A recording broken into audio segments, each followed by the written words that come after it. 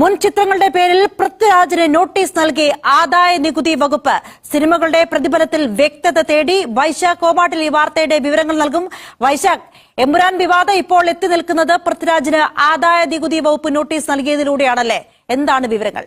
അഞ്ജിത, പ്രധാനമായും മനസ്സിലാക്കേണ്ടത് ഇത് എമ്പുരാൻ സിനിമയുമായി ബന്ധപ്പെട്ടിട്ടുള്ള ആദായ നികുതി വകുപ്പിന്റെ നോട്ടീസല്ല. ഇത് കഴിഞ്ഞ മാസം ആണ് ഈ നോട്ടീസ് നൽകിയിട്ടുള്ളത്. അത് സ്വാഭാവികമായുള്ള നടപടിക്രമങ്ങൾ IT റിട്ടേൺസ് നൽകുന്ന ആളുകൾക്ക് വ്യക്തമായി മനസ്സിലാവുന്നതാണ്. കാരണം ഓരോ വർഷവും ആദായ നികുതിയുമായി ബന്ധപ്പെട്ട വിവരങ്ങൾ കൈമാറണം. ആ വിവരങ്ങൾ കൈമാറുന്നതിന്റെ ഭാഗമായി നേരത്തെ ആന്റണി പെരുമ്പാവൂർ, ലിസ്റ്റിൻ സ്റ്റീഫൻ, പൃഥ്വിരാജ് ഉൾപ്പെടെയുള്ളവരുടെ വീടുകളിലും അതോടൊപ്പം സ്ഥാപനങ്ങളിലും ഈ IT റിട്ടേണുമായി ബന്ധപ്പെട്ടുള്ള പരിശോധന നടക്കുന്നുണ്ട്. അത് അസസ്മെന്റിന്റെ ഭാഗമായി ഓരോ വർഷവും നടക്കുന്നതാണ്. അതിന്റെ ഭാഗമായി 2022 ഡിസംബർ മാസത്തിൽ ഇതുമായി ബന്ധപ്പെട്ട അവരുടെ സ്ഥാപനങ്ങളിൽ പരിശോധന നടത്തി അതിന്റെ രേഖകൾ സമാഹരിച്ചിരുന്നു. അപ്പോൾ അതിൽ വ്യക്തത വരുത്താൻ പിന്നീട് ഓരോ ഘട്ടങ്ങളിലായി അടുത്ത ഇനി വരാനിരിക്കുന്ന മാർച്ചിന് മുൻപായി ആ നടപടിക്രമങ്ങൾ പൂർത്തീകരിക്കണം. അപ്പോൾ ആ സമയത്തിനുള്ളിൽ അതിന് മുൻപ് ഈ പറയുന്ന ആ കണക്കുകളിൽ വ്യക്തത വരുത്തണം. അതിന്റെ ഭാഗമായിട്ടാണ് അന്ന് അഭിനയിച്ച, അതായത് 2022 ഡിസംബറിൽ പരിശോധന നടക്കുമ്പോൾ ആ കാലഘട്ടത്തിൽ അഭിനയിച്ചിരുന്ന 3 സിനിമകളുമായി ബന്ധപ്പെട്ടുള്ള കാര്യങ്ങളിൽ വ്യക്തത വരുത്തിക്കൊണ്ടാണ് അത് കഴിഞ്ഞ മാസമോ അതിന് മുന്നത്തെ മാസമോ ഈ നോട്ടീസ് അയച്ചു എന്നുള്ളതാണ് നമുക്ക് മനസ്സിലാകുന്നത്. കൃത്യമായ ഡേറ്റ് നമുക്ക് വ്യക്തമല്ല. ആ സമയം ആ നടപടിക്രമങ്ങളുടെ ഭാഗമായിട്ടാണ് ഈ ഒരു നോട്ടീസ് അയച്ചിട്ടുള്ളത്. അതിൽ അന്ന് ഈ പറയുന്ന സിനിമകളുമായി ബന്ധപ്പെട്ട് വാങ്ങിയിട്ടുള്ള പ്രതിഫലവുമായി ബന്ധപ്പെട്ടും അന്ന് നടത്തിയ ഇടപാടുകളുമായി ബന്ധപ്പെട്ട കാര്യങ്ങൾ വ്യക്തതയാണ് ഇപ്പോൾ പൃഥ്വിരാജിനോട് തേടിയിട്ടുള്ളത്. നേരത്തെ ആന്റണി പെരുമ്പാവൂരിനും അതോടൊപ്പം ലിസ്റ്റിൻ സ്റ്റീഫനും ഉൾപ്പെടെയുള്ളവർക്കും സമാനമായ രീതിയിൽ നോട്ടീസ് അയച്ചിരുന്നു. അവർ അതുമായി ബന്ധപ്പെട്ട അവർ നടപടിക്രമങ്ങൾ പൂർത്തീകരിച്ചു എന്നുള്ളതാണ് മനസ്സിലാകുന്നത്. അതിന്റെ തുടർച്ച എന്ന രീതിയിൽ ഘട്ടം ഘട്ടമായി ആ നടപടികൾ മുന്നോട്ട് പോവുകയാണ്. നിലവിൽ ഈ എമ്പുരാനുമായി ബന്ധപ്പെട്ടുള്ള നടപടികൾ ഒരുപക്ഷെ അതും ആ സിനിമയുമായി ബന്ധപ്പെട്ട കാര്യങ്ങളിൽ തുടർന്നുള്ള ദിവസങ്ങളായിരിക്കും ഒരുപക്ഷെ പരിശോധനയും അസസ്മെന്റ് ഉൾപ്പെടെ ഈ വർഷത്തിലായിരിക്കും ഉണ്ടാകാൻ സാധിക്കുക. നിലവിൽ ഏതായാലും ഈ ഒരു നടപടിക്രമങ്ങൾ ഈ ഒരു എമ്പുരാൻ എഫക്ട് ഭാഗമായി നടത്തിയതല്ല എന്നുള്ളത് തന്നെയാണ് ആദായ നികുതി വകുപ്പ് വിശദീകരിക്കുന്നത്. നേരത്തെ തന്നെ ഇതുമായി ബന്ധപ്പെട്ട പരിശോധന നടത്തിയിരുന്നു. അത് ഘട്ടം ഘട്ടമായി അതിന്റെ പരിശോധനകളുടെ ഭാഗമായി അസസ്മെന്റിന്റെ ഭാഗമായിട്ടുള്ള വ്യക്തത വരുത്താൻ അവരോടും ഓരോരുത്തരോടും ആവശ്യപ്പെടാറുണ്ട്. അതിന്റെ ഭാഗമായിട്ടാണ് ഈ നോട്ടീസ് അയച്ചിട്ടുള്ളതെന്നാണ് അവരുടെ വിശദീകരണം. ഏതായാലും നിലവിൽ ആ നോട്ടീസിനുള്ള മറുപടിയും അതുമായി ബന്ധപ്പെട്ട കാര്യങ്ങളും തുറന്നുള്ള ദിവസങ്ങളിൽ പൃഥ്വിരാജ് നൽകേണ്ടി വരും. ഇത് ഓരോ വർഷവും നേരത്തെ ഈ സിനിമാ മേഖലയുമായി ബന്ധപ്പെട്ട് ഇത്തരത്തിലുള്ള വലിയ രീതിയിൽ നികുതി വെട്ടിപ്പ് ഉൾപ്പെടെ നടക്കുന്നു എന്നുള്ള പരാതികൾ നേരത്തെ തന്നെ ഉണ്ടായിരുന്നു. അതിന്റെ ഭാഗമായിട്ടാണ് അന്ന് വിപുലമായിട്ടുള്ള പരിശോധനകൾ IT വിഭാഗം നടത്തിയിരുന്നത്. ആ നടത്തിയിരുന്ന വിവരങ്ങൾ ഈ ഒരു എമ്പുരാൻ സിനിമ ഇറങ്ങുന്നതിന് മുൻപ് തന്നെ ആന്റണി പെരുമ്പാവൂരിന്റെ ഓഫീസിലടക്കം ഈ ആദായ നികുതി വകുപ്പ് ഉദ്യോഗസ്ഥർ പരിശോധന നടത്തിയിരുന്നു. അവിടെ സ്വാഭാവികമായി ഓരോ വർഷം നടക്കുന്ന പരിശോധനകളുടെ ഭാഗമായി അവർ സമർപ്പിക്കുന്ന IT റിട്ടേണുകളുടെ ഭാഗമായി അത് പരിശോധിച്ച ശേഷം അതിൽ വ്യക്തത വരുത്താൻ അവർ ഓഫീസുകളിലെത്തും. അവിടുത്തെ രേഖകൾ പരിശോധിക്കും. ആ നടപടികളെല്ലാം ഇതിന്റെ ഒരു അല്ലെങ്കിൽ അത് കൃത്യമായി തന്നെ നടന്നു പോകുന്നതാണ്. അപ്പോൾ അതിന്റെ ഭാഗമായിട്ടാണ് ഈ നോട്ടീസും എന്നുള്ളതാണ് ഇപ്പോൾ IT വിഭാഗം വിശദീകരിച്ചിട്ടുള്ളത്. ഓക്കെ വൈശാഖ്, പെട്ടെന്ന് കേൾക്കുമ്പോൾ ഇപ്പോഴത്തെ പശ്ചാത്തലത്തിൽ അങ്ങനെയാണ് ധരിക്കുക. എന്തായാലും ഇതിൽ പൃഥ്വിരാജ് ആ സിനിമകളുടെ പ്രതിഫല കാര്യത്തിലൊക്കെ വ്യക്തത നൽകിയാൽ കാര്യങ്ങൾ അവിടെ തീരുമല്ലോ, അല്ലെ? തീർച്ചയായും അത് ഈ പറഞ്ഞതുപോലെ 2022 ഡിസംബറിലുമായി ബന്ധപ്പെട്ടുള്ള അന്ന് നടത്തിയ പരിശോധനയുടെ ഭാഗമായാണ്. ഇനി സ്വാഭാവികമായും എമ്പുരാനെല്ലാം ഇതിന്റെ ഒരു സർവൈലൻസ്, ഇപ്പോൾ ഇന്നലെ ഞാൻ പറഞ്ഞതുപോലെ ED അന്വേഷണം ഇപ്പോൾ ഗോകുലം ഗോപാലിന്റെ ഓഫീസിൽ നടക്കുന്നു. അവിടുത്തെ ഫെമ ചട്ടം. അപ്പോൾ സ്വാഭാവികമായും കഴിഞ്ഞ നാളുകളിൽ നടത്തിയിട്ടുള്ള സിനിമയുമായി ബന്ധപ്പെട്ട് നടത്തിയിട്ടുള്ള നിർമ്മാണവും അതുമായി ബന്ധപ്പെട്ട് അതിലേക്ക് വിനിയോഗിച്ചിട്ടുള്ള ഫണ്ട് എവിടെ നിന്നുള്ള കാര്യങ്ങളെല്ലാം വിശദമായ പരിശോധന ഉണ്ടാവും. സ്വാഭാവികമായും അത്തരത്തിലുള്ള പണവുമായി ബന്ധപ്പെട്ട കാര്യങ്ങൾ തുറന്നുള്ള ദിവസങ്ങളിലോ തുറന്നുള്ള മാസങ്ങളിലോ IT ഉദ്യോഗസ്ഥർക്ക് മുൻപാകെയും ED ഉദ്യോഗസ്ഥർക്ക് മുൻപാകെയും വിശദീകരിക്കും വരും. സ്വാഭാവികമായും ഗോകുലം ഗോപാലിന്റെ ഓഫീസിലടക്കം പരിശോധന നടത്തിയ സാഹചര്യത്തിൽ ഒരുപക്ഷെ തുറന്നുള്ള ദിവസങ്ങളിൽ EDയുടെ പരിശോധന ഇത്തരത്തിൽ സിനിമയുമായി ബന്ധപ്പെട്ടുള്ള കാര്യങ്ങളിൽ കൂടുതൽ സ്ഥലങ്ങളിലേക്ക് വ്യാപിപ്പിക്കാനുള്ള സാധ്യത കൂടിയുണ്ട്.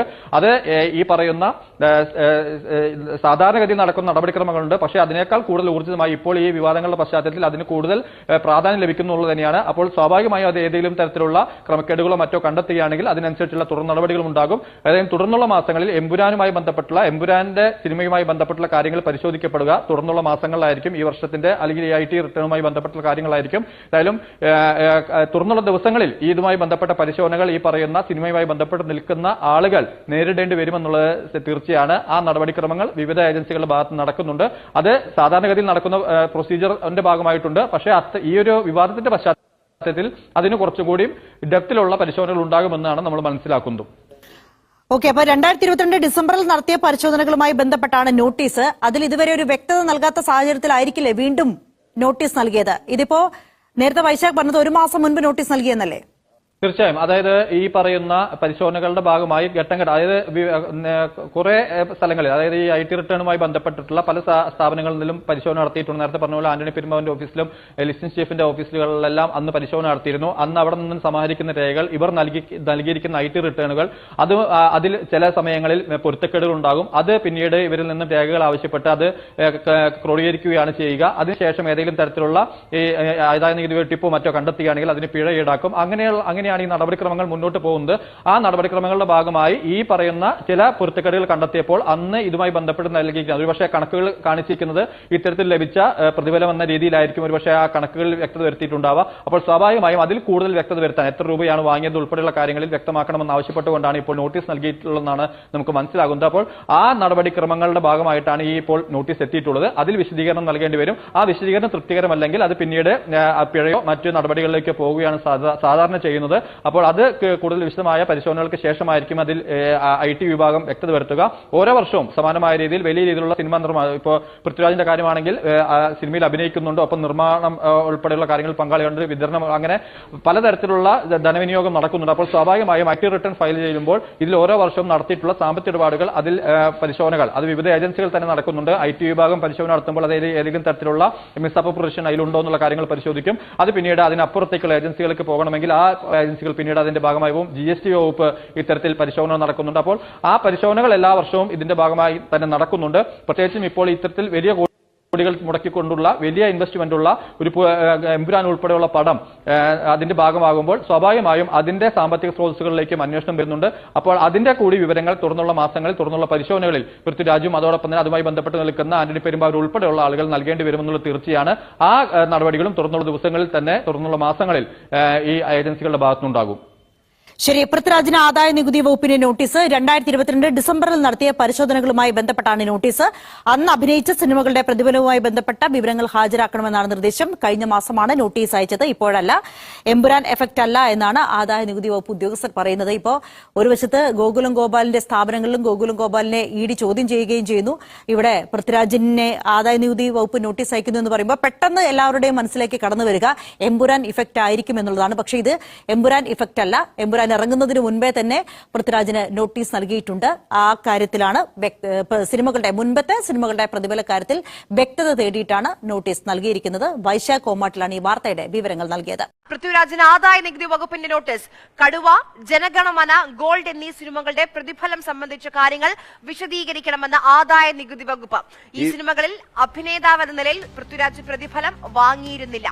എന്നാൽ പാതി നിർമ്മാതാവ് എന്ന നിലയിൽ 40 കോടിയോളം രൂപ വാങ്ങിയെന്ന കണ്ടെത്തൽ സ്വാഭാവിക നടപടി മാത്രമെന്നാണ് ആദായ വകുപ്പ് പറയുന്നത്. ഇവിടെ BJP എല്ലാ തരത്തിലും മനുഷ്യന്റെ മൗലികാവകാശങ്ങളെ റദ്ദ് ചെയ്തുകൊണ്ട്, ബുൾഡോസ് ചെയ്തുകൊണ്ട് ഏകാധിപത്യപരമായ രീതിയിലുള്ള സംവിധാനങ്ങളുമായി മുന്നോട്ട് പോവുകയാണ്. അതിനെതിരായിട്ടുള്ള ഒരു ചെറുത്തുനിൽപ്പാണ് കേരളത്തിൽ നിന്നെങ്കിലും ഉയർന്നു വരുന്നത്. അതിനെയും ഇല്ലാതാക്കുക, കേരളത്തിലും അത്തരത്തിലുള്ള എതിർശബ്ദങ്ങൾ ഉണ്ടാകരുത് എന്ന വാശിയോടുകൂടി ഇത്തരത്തിലുള്ള പ്രതികാര നടപടികളുമായി മുന്നോട്ട് പോവുകയാണ് കേന്ദ്ര സർക്കാർ. BJP എന്നുള്ള കാര്യത്തിൽ തർക്കമൊന്നും വേണ്ട. ഇത് വലിയ ആശങ്കയുണ്ടാക്കുന്ന കാര്യമാണ്. കേരളത്തിലെ പൊതുസമൂഹം, സാംസ്കാരിക നായകർ ഇവരെല്ലാവരും ഒറ്റക്കെട്ടായി ഇതിനെതിരായിട്ടുള്ള പ്രതിഷേധവുമായിട്ടാണ് മുന്നോട്ട് വരേണ്ടത്. മലയാളികൾക്ക് വേണ്ടി, കേരളത്തിലെ ജനങ്ങൾക്ക് വേണ്ടി ശബ്ദിക്കേണ്ടിയിരുന്നവർ പോലും മകളുടെയൊക്കെ കാര്യം പറ്റുന്ന സമയത്ത് ഭയന്ന് കേന്ദ്ര സർക്കാരിന്റെ ഭീഷണിക്ക് മുന്നിൽ ഭയന്ന് നിൽക്കുന്ന സാഹചര്യമാണ് നമ്മളിപ്പോൾ കാണുന്നത്. അപ്പോൾ തീർച്ചയായിട്ടും ഇത് വളരെ കേരളത്തിലെ പൊതുസമൂഹത്തിലെ, കേരളത്തിലെ ജനങ്ങൾക്ക് വളരെ ആശങ്കയുണ്ട്.